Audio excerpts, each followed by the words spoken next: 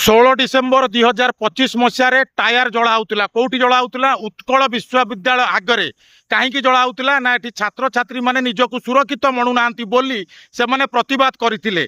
कहीं प्रतिवाद करते ना कि असामाजिक जो मैंने इलिगाल एटी रोचंती कि बस्ती गढ़ी उठी आगु तो प्रशासन तरफ किसी एक्शन निया किंतु तापर से गुड़ाक स्थाणु हो तार कारण है बीडीए बा बीएमसी अधिकारी माने सेटाकू नजर देले नाही एवं से विरक्ति प्रकाश करी छात्र छात्री माने काली एटाकू प्रतिरोध करते तार गला चिन्ह आप देखिपे तेबे मन पड़ुची आपणकर धौली रे जहाँ किछि हैला गोपालपुर रे जहाँ किछि हैला आपणकर रामचंडी रे जहाँ किछि हैला 1898 मसीह